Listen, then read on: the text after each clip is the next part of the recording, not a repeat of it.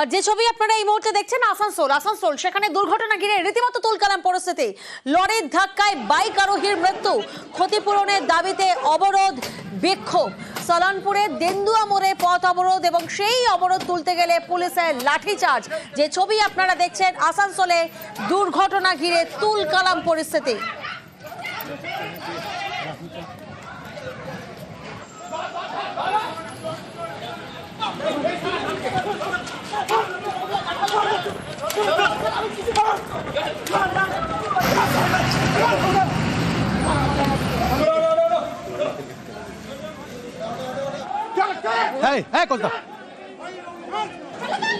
জল দাও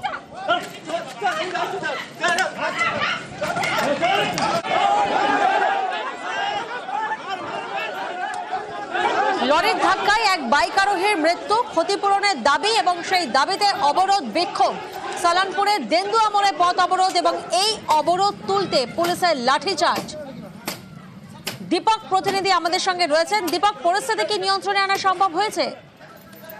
দেখো, এখনো সম্পূর্ণ পরিস্থিতি নিয়ন্ত্রণে আসেনি। ঘটনাস্থলে কমব্যাক ফোর্স মোতায়েন করা হয়েছে। যেইভাবে এই দুর্ঘটনা ঘটেছে গতকাল রাত 8টার সময় সালানপুরে এক বেসরকারি লোহা কারখানা থেকে রোড বোঝাই করে পরে এক লরি বেরোচ্ছিল এবং সেই সময় বাইক আরোহী দাঁড়িয়েছিল নিজের মোটর বাইককে নিয়ে পড়ে। সেই সময় সেই লরি তাকে ধাক্কা মারে এবং ঘটনাস্থলেই তার মৃত্যু হয়। এরপরই দেন্দুয়া কল্যাণেশ্বরী রোড সারা রাত অবরোধ থাকে। স্থানীয় বাসিন্দারা ক্ষতিপূরণের দাবিতে এই অবরোধ শুরু করে।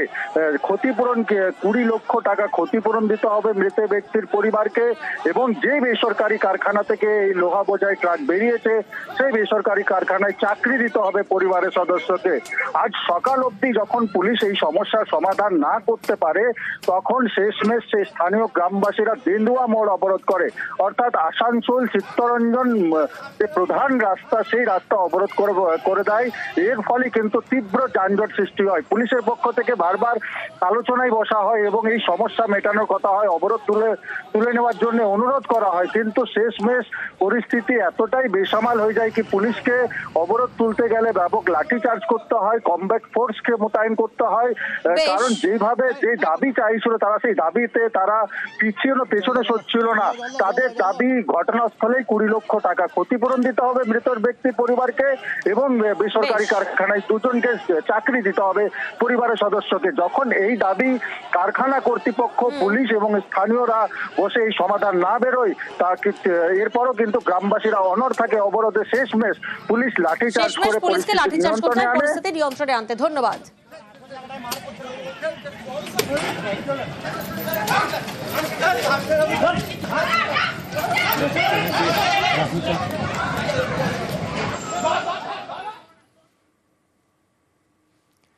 রাস্তায় নোংরা ফেললেই জরিমানা 1 লাখ। দেখুন, এভাবেই হোর্ডিং লাগানো হচ্ছে বিভিন্ন জায়গায়। এ ছবি পুরুলিয়ার।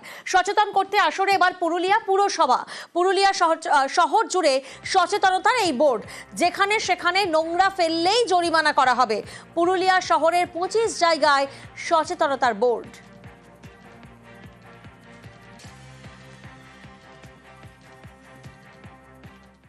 যেমন আমাদের পৌরসভার যেমন দায়িত্ব আছে তেমনি পৌর নাগরিকদেরও একটা বিশাল দায়িত্ব আছে।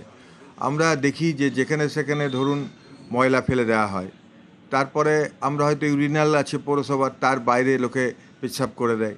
তারপরে ধরুন কেউ একটা জায়গা নিয়ে আছে দীর্ঘদিন ধরে, সেটার মধ্যে মশা মাছি জল জমছে। পৌর নাগরিকদের তো এগুলো কর্তব্য, তাদেরকে এই বিষয়ে দেখতে হবে এবং সচেতন হতে হবে।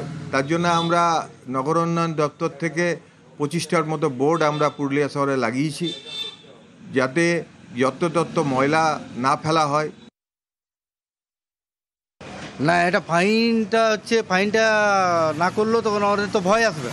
ফাইনটা করলে যে না সবাই সচেতন হবে, যে পৌরবাসীরা যে না আমি এই বোর্ডটা সবাই দেখেছে যে বোর্ডে এইভাবে যে পৌরসভাকে পরিষ্কার পরিচ্ছন্ন রাখতে হবে, রাস্তাঘাটে ময়লা ফেলা যাবে না, সেই ব্যাপারে আর কি সচেতন হওয়া এবং ফাইনটা না করলেও তাদের ভয় থাকবে না। মাস দুয়েক আগে বর্ষায় ভয়ঙ্কর শিলাবতী, জলের তোড়ে ভেঙে যায় কাঠের সেতু। তখন থেকেই দুপারের বাসিন্দাদের যোগাযোগ কার্যত বিচ্ছিন্ন। আর এই সমস্যা মেটাতে নতুন কাঠের সেতু তৈরি করেছে চন্দ্রকোনা ২ নম্বর ব্লক প্রশাসন।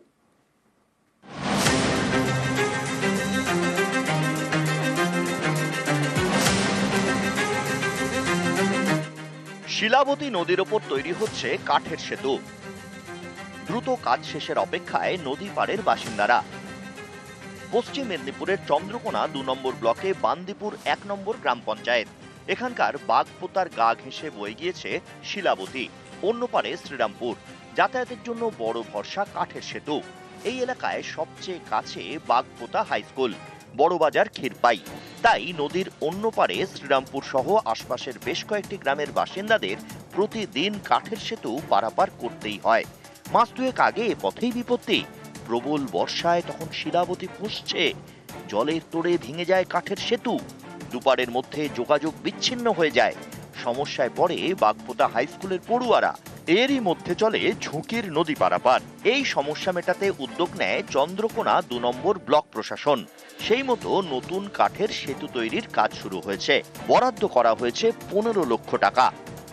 সমস্যা গোটাটাই, ওপারের লোক এদিকে চাষবাস হয়, তারা আসতে পারেনি, স্কুলের পড়ুয়ারা আসতে পারেনি, আমরা তো বেরোতেই পারিনি। ছোট ডিঙি করে কোনো রকমে যাতায়াত হতো, যাতায়াতে প্রচুর সমস্যা। এখন এই কাজ শুরু হয়েছে, বিডিও সাহেবের উদ্যোগে কাজ শুরু হয়েছে। গ্রামের মানুষ খুবই খুশি, আমরা অত্যন্ত খুশি। কাজ চলছে, আজ ১০-১২ দিন হচ্ছে কাজ চলছে। প্রথম বন্যায় ২০ জুন হবে সম্ভবত, ২০ জুনের বন্যাতে ওটা ভেঙে গেছিলো। তারপর থেকে ওই প্রান্তের ছেলেমেয়েদের মানে পুরো বিচ্ছিন্ন হওয়ার কারণে তারা আসতে পারেনি। তারা একাডেমিক্যালি বেশ সাফার করেছে।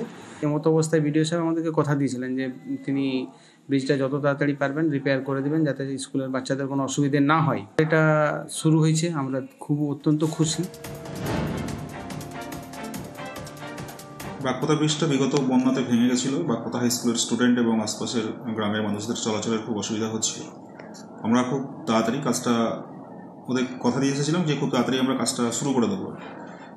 টেন্ডার করেছি, টেন্ডার করে কাজ শুরু হয়ে গেছে। আশা করা যায় ১৫ থেকে ২০ দিনের মধ্যে আমরা ব্রিজটা কমপ্লিট করে দিতে পারবো, যাতে করে বাগপোতা হাই স্কুলের স্টুডেন্ট এবং আশেপাশের মানুষদের চলাচলের সুবিধা। ব্রিজটা একদম নতুন করে আমরা তৈরি করছি চন্দ্রকোনা ২ পঞ্চায়েত সমিতিতে। চন্দ্রকোনা থেকে সুকান্ত চক্রবর্তী, নিউজ ১৮ বাংলা।